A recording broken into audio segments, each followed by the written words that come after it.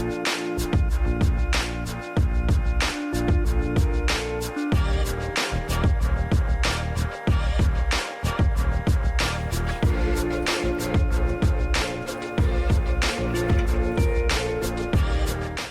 everyone, and welcome to this week's episode of Perks of Being a Teacher.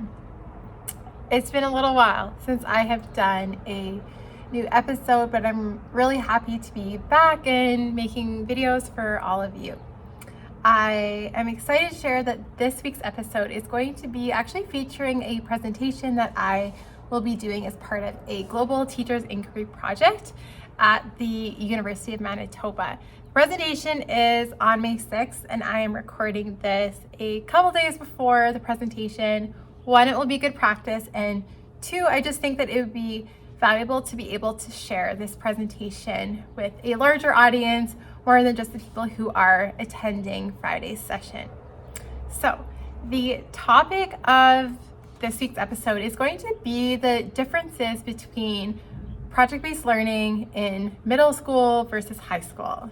So students who are wanting content of the day in my life, outfits, all those things, this one's not for you. This is for the teachers.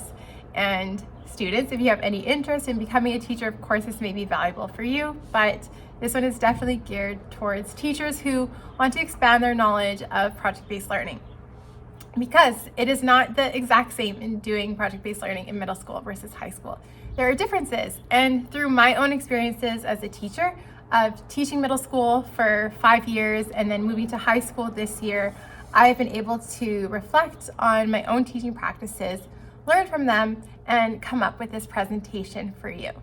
So this episode is mostly going to be showing you the slides, and I will be doing voiceovers describing the content on each of the slides. So you're not going to see a whole lot of me, but you will be seeing excellent slides that describe to you the differences of doing project-based learning in middle school versus high school. I really hope that you enjoy this episode. Comment below if you have any questions for me or want me to elaborate on a certain topic further, and I hope you enjoyed the episode. Project-based learning. How is PBL the same and different in high school compared to middle school? Part of the Global Teachers Inquiry Project. A little bit about me is that I taught middle school for a total of 5 years. During that time, I taught ELA, social studies, science, and math. Now I teach high school at Fort Richmond Collegiate. There, I teach grade 10 Geo, grade 11 Canadian History, and grade 11 Family Studies. During all of my years of teaching, I have continually strived to improve my craft as a project-based learning teacher.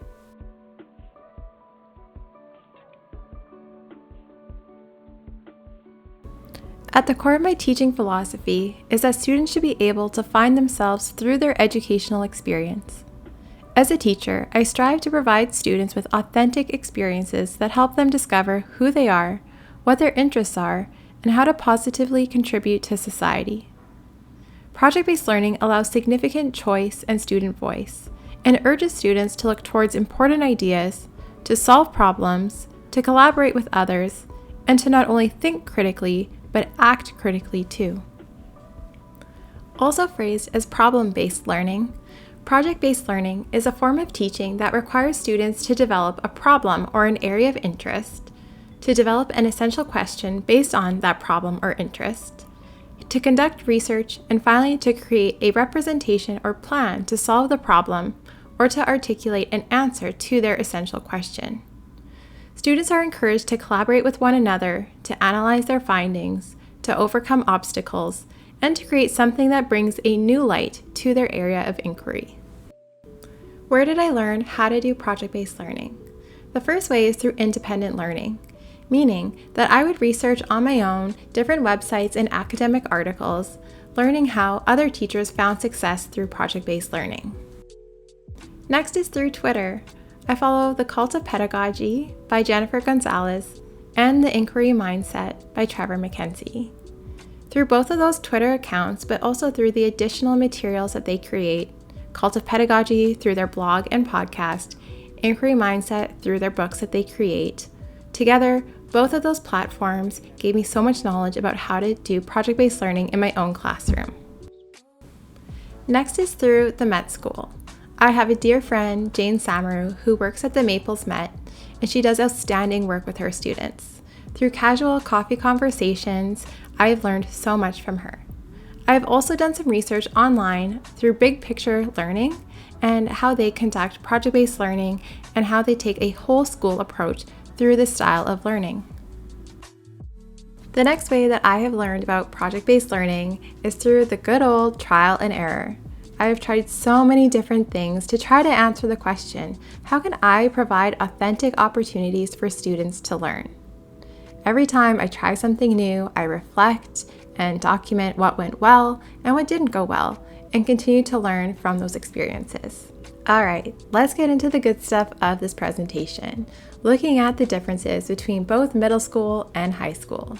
To understand my own experiences, it's beneficial to look at what types of project-based learning I have done in each respective grade level. In middle school, I have done cross-curricular, subject-specific, and also passion and interest-based. Because I would often have students for core, meaning I would teach them all of their core subject areas, I had lots of time where it was easy to weave in passion and interest-based project-based learning experiences. In comparison, in high school, I don't have students for as long in a day, meaning I usually have them for only an hour and 10 minutes each day. Although we can get so much done, it became more difficult to weave in passion and interest-based project-based learning. Therefore, in high school so far, I have done subject-specific project-based learning, and then I have also done a combination of subject and interest-based, meaning that students will be doing a project on a specific subject area. However, I will give them ample opportunities to bring in their own interests into their project-based learning cycle. Let's look at some examples together.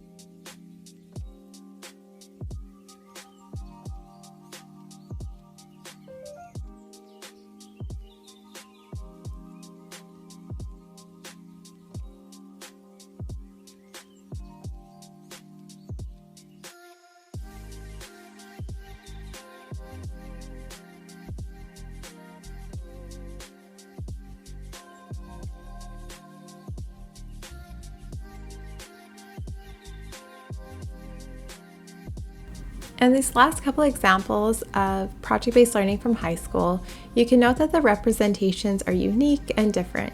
For these two projects, so this Canadian History project and next you'll see a Family Studies project, you can see that the representations have students really take action in a way that is unique from the previous types of projects shown. So here for Family Studies, you can see that I have take action, do something in your community, do something of service to others, have a guest speaker come in, and so on. I encourage you to pause any parts of this video where you're seeing the different projects, take a screenshot or a picture with your phone if any pieces of them stand out to you.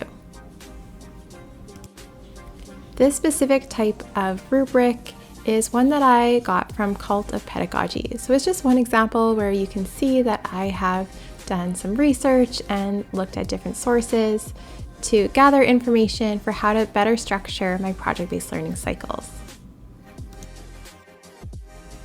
Through the creation of all of these different types of project-based learning experiences for my students, I have been able to address and recognize the different barriers that exist for both middle school and high school. For each barrier that I am showing you here, I am going to show you a solution as well, because I really don't think there's value to talk about barriers or negatives if I'm not willing to offer ways to overcome those barriers or overcome those obstacles. So looking at this chart, you can see that I have separated the barriers for both middle school and high school. In middle school, the first barrier would be research skills. Honestly, when I started teaching middle school, I did assume that students were going to come into my class ready and able to research primarily independently. I quickly learned that so much work needed to be done to get them where I felt they should be at in terms of being able to research independently. A solution to this barrier is I would collaborate with the teacher librarian at the school, and I would also invest time to build in research skills. At the middle school level, it's really important to take the time you need to build a solid foundation of skills that will take students beyond middle school into high school. The next barrier that exists in middle school is students' willingness to overcome obstacles. As a teacher, I found that students would very quickly give up when faced with a problem, or they would very quickly want to change their area of interest or the topic that they were doing a project on. To overcome this obstacle, I would schedule regular conferences to encourage students and propose solutions to overcoming obstacles. The solution is not to tell students, sure, you can change your topic the second that they experience adversity. Rather, meeting with students one-on-one, encouraging them that what they're doing is important and aligns with their own interests, and helping them to overcome those obstacles by showing them different solutions that exist is a great way to overcome that barrier. The next barrier that exists in middle school is time. Project-based learning takes a really long time. So if you're considering the fact that you need to spend time to build in the research skills, spend time to meet individually with students and to help them overcome their obstacles, and to also schedule in time for them to conduct their research and to create their representation of learning, all of that takes a lot of time. Because often middle school is a time where they are experiencing project-based learning for the first time, that also is a contributing factor to why it takes students quite a long time to complete a project-based learning cycle. In response to this barrier, I strongly encourage middle school teachers to strive to create cross-curricular opportunities to create more time for students. As middle school teachers, you have the luxury of time where frequently you teach the same group of students more than one subject area. Use it to your advantage. Never rush project-based learning. Especially if it's students' first experience with project-based learning, rushing the process ends up leaving students with a project that they aren't totally happy with. Putting in the time that you need to ensure that students have a project that they are really proud of is definitely worth it. Now we're going to move over to the high school column, and we are going to talk about what barriers exist at the high school level. The first barrier that exists is technology. When I was in middle school, we had tons of technology, and now that I'm in a high school, there's definitely still technology that exists. However, for the number of students, it isn't quite the same. I mean, a benefit is that high school students typically do have more devices. However, students usually prefer working on a laptop. A solution to this barrier is firstly to plan ahead of time by booking technology. My school definitely has lots of technology. It just takes really good planning to make sure that I book the technology that I need ahead of time. Next, I suggest trying to collect devices over time. Whenever I buy a new device, I keep my old one. And in my classroom, I do have a stash of old devices that definitely still work. And lastly, I encourage teachers to provide plenty of choices that do not require technology. There are so many different ways for students to represent their learning that doesn't require technology. The next barrier at the high school level is grade-based mindsets. Frequently, students ask, how do I get this specific grade? What do I need to do to get a good grade? And while I do feel like these questions are valid because grades do matter at the high school level, students are really concerned about their success in post-secondary or any other college experience that they have after high school. So how do I address this barrier? I reassure students that if they follow timelines, participate in conferences, and ask for feedback, that they will be successful. I always encourage risk-taking. I tell students that they should trust the process, that I am with them every step of the way. I circulate so often that I can see where students need to improve in their projects. They have constant feedback coming at them to make sure that they are as successful as possible. This does help students definitely over time realize that they will be successful if they lean into the process of project-based learning and also if they ask me questions. The final barrier at the high school level is that of time. This differs from time at the middle school level because time at the middle school level referred to how long it took students to complete project-based learning. Time at the high school level refers to the set amount of time that teachers have with their students each day. I have students for an hour and 10 minutes each day, and that cap on the time means that I have that set amount of time to have students complete certain parts of their project-based learning each day. So how do I overcome this final barrier? I create teach the class opportunities, and I'll give topic choices that span curricular outcomes. I will also decrease the number of references for certain projects.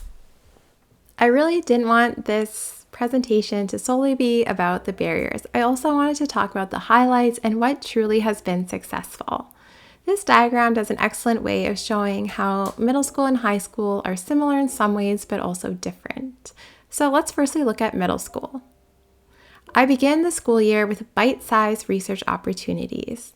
I focus on the quality of content and sources. And lastly, I begin with passion and interest-based project-based learning. This is a great way to invite students into the process without being too caught up on curriculum that they're maybe not too interested in just yet. In high school, I begin the year with modeling research skills, just to make sure that we're all on the same page. I emphasize generating essential questions and spend a lot of time teaching students what essential questions are and their purpose.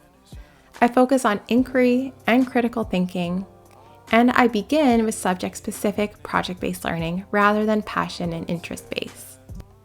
For both middle school and high school, encouragement goes a really long way.